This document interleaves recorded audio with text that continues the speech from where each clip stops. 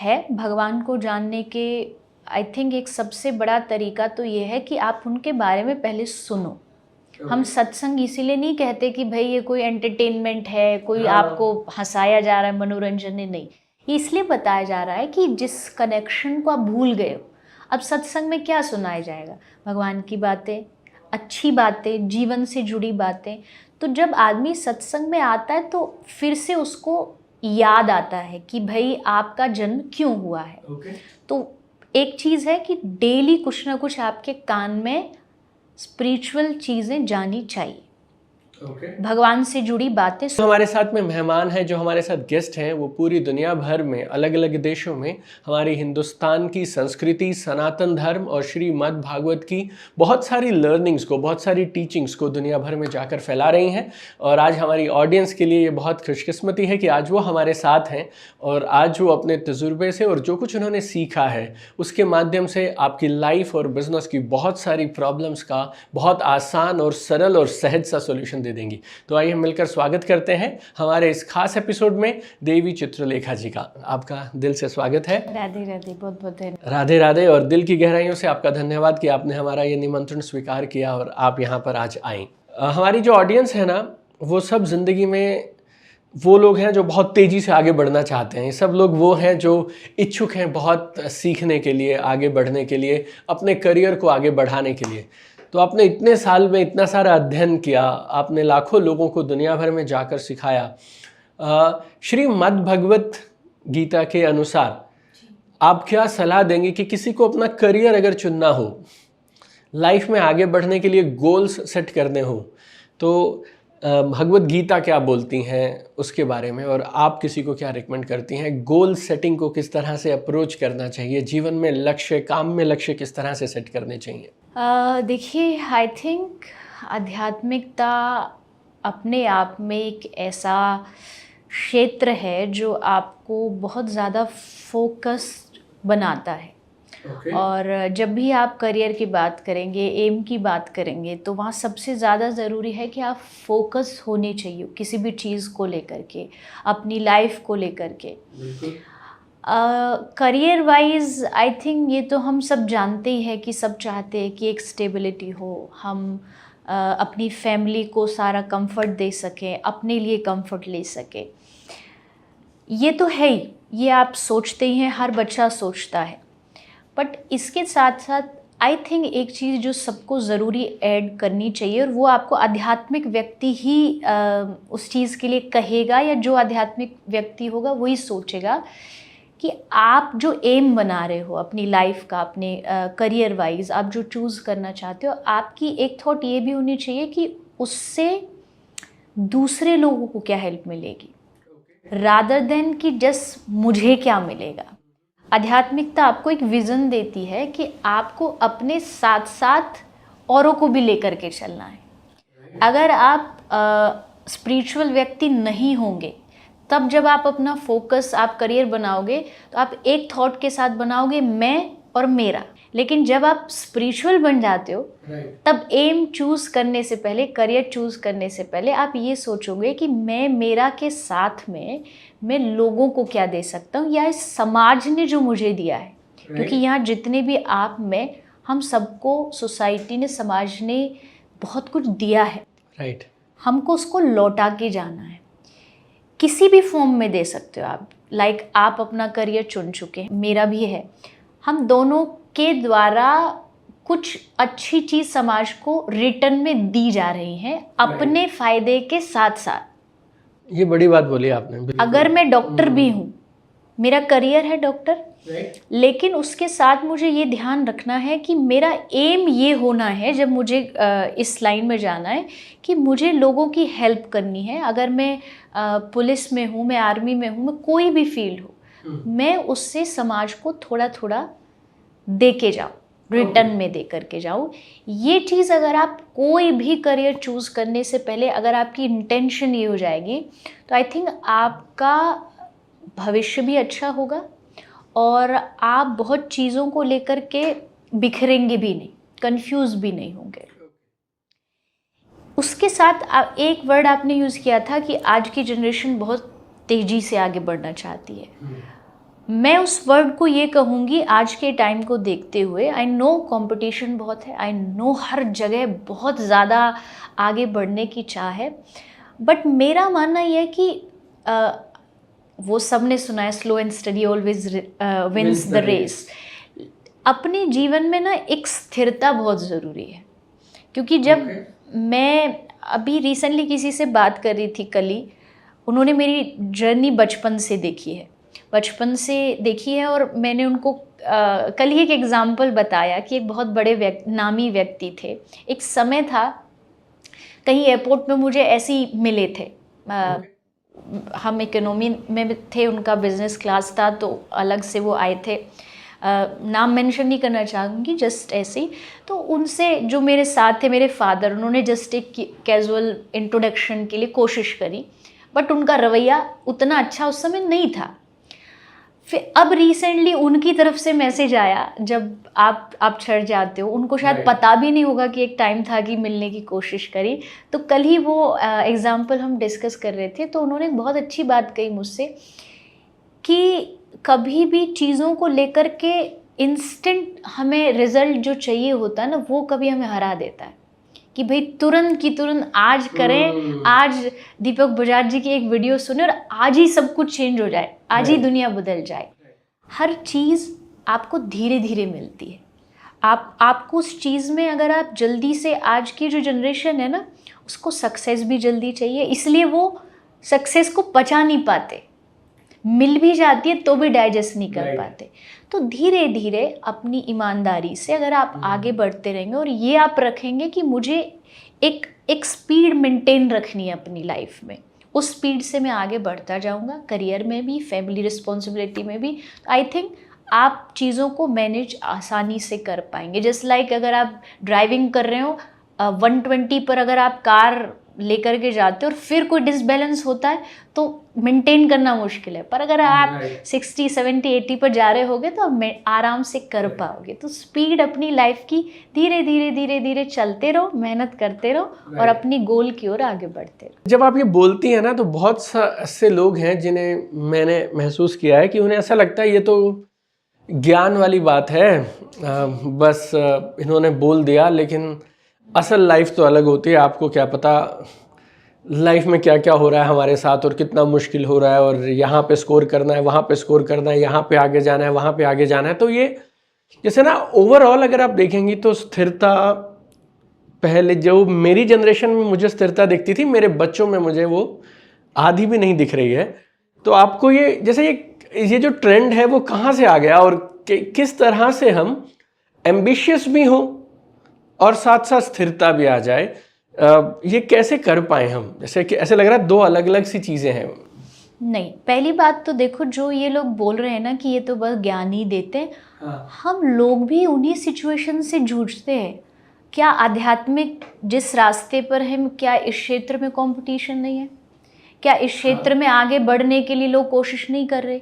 यहाँ भी है, यहाँ भी बहुत सारे प्रोज है, बहुत सारे नेगेटिव है, पॉजिटिव है, सब जगह होता है। हमारे साथ भी अच्छा भी है, बुरा भी है। तो ये बिल्कुल भी नहीं है कि सिर्फ ये चीज़ें ज्ञान देने के लिए। आई थिंक मैं अपना तो ये बोलूँगी, ये मेरी लाइफ का पर्सनल एक्सपीरियंस है जो मैंने खुद ने किया है। जैसा अभी हम पीछे भी बात कर रहे थे, 7 साल की उम्र से मैंने कथा शुरू की, तो 7 साल से आज तक ऐसा नहीं है कि लाइफ में कोई उतार चढ़ाव नहीं आया होगा, बहुत आए होंगे, लेकिन जिस चीज़ ने संभाल करके रखा वो शायद मेरे लिए यही थी कि एक तो अध्यात्म था जीवन में, और अध्यात्म आपको स्थिर बनाता है, स्टेबल बनाता है। जैसा आपने कहा कि आज की जनरेशन, आपके बाद आपके जो बच्चे हैं उनमें वो स्थिरता नहीं है, और उसी का रीज़न है कि वो ज़्यादा जल्दी हार जाते हैं, निराश हो जाते हैं, अपसेट हो जाते हैं, बहुत जल्दी चीज़ों को डिप्रेशन में आ गए। तो उसका रीज़न ही यही है कि थोड़ा सा स्टेबिलिटी नहीं है। स्टेबिलिटी इसलिए नहीं है क्योंकि जीवन में थोड़ा सा धर्म भी नहीं है, आध्यात्मिकता नहीं है। आप आध्यात्मिक जब बनते हैं, एक तो बीच में थोड़ा सा ये सोशल मीडिया आया, उसके कारण भी आज की जनरेशन में थोड़ा डिस्ट्रैक्शन तो हुआ ही, ऑफ कोर्स। जो उनका टाइम, जो उनको पढ़ाई को जो या जो अपने एम को देना चाहिए था, वो ज़्यादा उसको देने लगे। आई एम नॉट सेइंग कि भैया यूज़ मत करो, कि वो तो कोई सुनने वाला नहीं, आप वाली बातें फिर बोलेंगे तो ज्ञानी बांटते रहते। लेकिन कम से कम उसको एक लाइफ का पार्ट समझो, उसको लाइफ मत बना लो। उसको एक लाइफ का पार्ट समझ के, कि जैसे आप पहले चलो गेम्स खेलते थे, आउटडोर जाते थे, वैसे सोशल मीडिया आपका एक थोड़ा एंटरटेनमेंट पार्ट है, बट अपनी फोकस को नहीं खोना। आप उसमें इतना मत खो जाइए कि आपको पढ़ाई का नहीं पता, आपको करियर का नहीं पता, आप 10th 12th तक जा कर के भी इतने ज़्यादा कंफ्यूज हैं। क्योंकि बच्चे आते हैं हमारे पास, अब कोई, जबकि हमारा कोई लेना देना उस चीज़ से नहीं है, बट फिर भी आके पूछते कौन सा सब्जेक्ट लूँ, क्या करूँ। तो मतलब उनको ये नहीं पता कि आगे उनको क्या करना है। तो ये बात बिल्कुल सही है कि पहले तो अपने फ्यूचर के लिए, अपने भविष्य के लिए एक गोल ज़रूर सबका होना ही चाहिए, कि इस उम्र तक जाते जाते मुझे यहाँ तक पहुँचना है। उस पहुँचने तक का जो बीच का रास्ता है, उसमें थोड़ा अध्यात्म को रखिए, थोड़ा अपने बड़ों की एडवाइस, जो बहुत ज़्यादा एक्सपीरियंस उनका है, थोड़ा उनसे लीजिए, और थोड़ा किताबी ज्ञान जहाँ से आपको मिल रहा है, इनको साथ लेकर के फिर आगे बढ़िए। और आपने ना 2-3 बार एक शब्द यूज़ किया कि जैसे ही आप स्पिरिचुअल हो जाते हैं या जैसे ही आप आध्यात्मिक होने लगते हैं, तो मैं मेरी लाइफ में जो काम कर रहा हूँ वो कर रहा हूँ। स्टूडेंट है, पढ़ाई कर रहा है, जॉब वाला जॉब कर रहा है, मैं मेरा बिजनेस कर रहा हूँ। तो जब आप ये बोलते हैं कि जब आप आध्यात्मिक हो जाते हैं, जब आप स्पिरिचुअल होने लगते हैं, तो इसका मतलब क्या है एग्जैक्टली? कि जो काम मैं कर रहा हूँ वो काम को करते करते साथ में कुछ करने की बात कर रही हैं आप, या स्पिरिचुअलिटी मतलब जो कुछ लोग समझते हैं कि शायद सब काम करके 60 के बाद होना है, उसकी बात कर रही हैं आप? नहीं, वो अलग है। पहली बात तो स्पिरिचुअल होने का एज से कोई लेना देना नहीं है। स्पिरिचुअल इंसान को जन्म लेने के साथ ही आध्यात्मिकता उसे मिलती है साथ में, भारत में अगर जन्म लिया है तो। क्योंकि वो जन्म लेते ही उसको घर परिवार, आसपास जो माहौल है, वो कहीं ना कहीं धर्म से जुड़ा मिलेगा ही मिलेगा। आध्यात्मिकता से मेरा मतलब है, स्पिरिचुअल होने से मतलब है, अगर एक आदमी मार्केट में स्ट्रीट पर खड़े होकर फ्रूट्स अगर बेच रहा है, एक रेडी पर लगा करके, वो व्यक्ति वहाँ खड़ा हो करके अगर एक तो सच्चाई उसके काम में उसका जो कर्म है उसको ईमानदारी से निभा रहा है, एंड दूसरा उसको ये पता है कि मेरे जीवन में जो हो रहा है, जो होगा, वो सब कहीं ना कहीं भगवान से कनेक्टेड है। मतलब मैं कर्म परिश्रम कर रहा हूँ, लेकिन मेरे जीवन में एक ताकत है जिसका नाम है भगवान, एक शक्ति है, एक पावर है जो हर समय मेरे साथ है। उसको पहचानना, उसको जानना, मेरी नज़र में वो आध्यात्मिक व्यक्ति होता है जो उसको जानने की कोशिश करता है। मुझे ऐसा लगता है कि कोई भी चीज़ इस दुनिया में ऑटोमेटिकली नहीं होती, उसके पीछे एक फोर्स होती है, एक ताकत होती है। जस्ट लाइक इलेक्ट्रिक चीज़ें हैं, इन सब के पीछे कोई है जिसने इसको बनाया है। तो ये इतना बड़ा इंसान अपने आप तो नहीं बन गया। बिल्कुल सही बात। कोई तो एक ताकत है जो इस दुनिया को चला रही है, जिसने मुझे जन्म दिया है, जो अभी मुझे बोलने की ताकत दे रही है। क्योंकि अगर उसने ये ताकत मुझसे छीन ली तो ना आप बोल सकते ना मैं। उसको जानो वो कौन है। जैसे बातें थोड़ी गहरी लगेंगी या फिर ज्ञान लगेगा, लेकिन जो हमारे महापुरुष कहते हैं या जो हमारे बड़े बुजुर्ग कहते हैं कि जानो कहाँ से आए थे, जानो कहाँ जाओगे। एक लाइफ ये है जो हम जी रहे हैं, लेकिन इसके बाद भी एक जीवन है। उस जीवन को तभी जान पाओगे जब आप आध्यात्मिक होगे। मतलब एक रोल है जो आपको यहाँ मिला है इस लाइफ में, ये आपका टेम्परेरी रोल है। एक मूवी में एक एक्टर जब एक्टिंग करता है, 1000 बार शादी करता है, 1000 बार मरता है, 1000 बार जिंदा हो जाता है, बट वो 1000 जो उसके रोल हैं वो अलग है, बट वो जो असल में है वो अलग है। तो ये जितने भी यहाँ हम जन्म लेते हैं या जो हम करते हैं, ये हमारे रोल्स हैं। अलग अलग जीवन में कभी कुछ बन गए, कभी कुछ बन के आए, ये हमको रोल मिले। बट उसके बाद एक असल आदमी है, एक असल आत्मा है जिसका कनेक्शन कहीं ना कहीं ईश्वर से है, और उसको जान लेना, उस रिश्ते को जान लेना, वो मेरी नज़र में आध्यात्मिकता है। ऐसी कोई प्रैक्टिसेस हैं जो हम रोज अगर अपना लें तो हम धीरे धीरे इसको जानना और या इसके और करीब होते जाएंगे, या ये जानकारी हमें और मिलती जाएगी? बिल्कुल है। भगवान को जानने के आई थिंक एक सबसे बड़ा तरीका तो ये है कि आप उनके बारे में पहले सुनो। हम सत्संग इसीलिए नहीं कहते कि भाई ये कोई एंटरटेनमेंट है, कोई आपको हंसाया जा रहा है, मनोरंजन है, नहीं। ये इसलिए बताया जा रहा है कि जिस कनेक्शन को आप भूल गए हो, अब सत्संग में क्या सुनाया जाएगा? भगवान की बातें, अच्छी बातें, जीवन से जुड़ी बातें। तो जब आदमी सत्संग में आता है तो फिर से उसको याद आता है कि भाई आपका जन्म क्यों हुआ है। तो एक चीज़ है कि डेली कुछ ना कुछ आपके कान में स्पिरिचुअल चीज़ें जानी चाहिए। भगवान से जुड़ी बातें सुनो।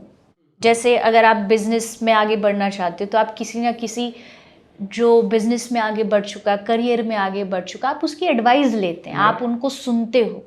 तो वैसे आपको आध्यात्मिकता की बातों को सुनना चाहिए डेली एक समय निकाल के। एंड सेकेंड इज़, कुछ लोग मेडिटेशन करते हैं, वो कर सकते हैं, बट मैं अगर अपनी बात करूँ तो मेरे लिए है नाम जप, मतलब चांटिंग। अगर आप डेली भगवान का नाम जाप कर रहे हो तो वो एक ऐसी प्रैक्टिस है जो आपको भगवान के करीब लेकर के जाती है। स्पेशली ये जो युग चल रहा है, कलयुग, इसमें कहते हैं कि आपके पास और रास्ते थोड़े से टफ हैं, क्योंकि मेडिटेट भी आदमी करता है तो 1000 बातें आ जाती हैं, त्याग होता नहीं, छूटता कुछ है नहीं हमसे, मन में सब चीज़ें भरी हैं। तो एक सिंपल सी चीज़ है, जैसा आपने कहा, काम भी करते करते आप आध्यात्मिक कैसे बन सकते हो?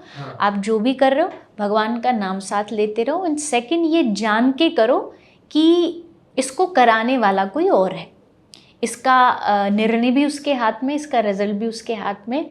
अगर ये आप थोड़े से अवेयर हो जाओगे तो इन चीज़ों से आप भगवान के करीब जा सकते।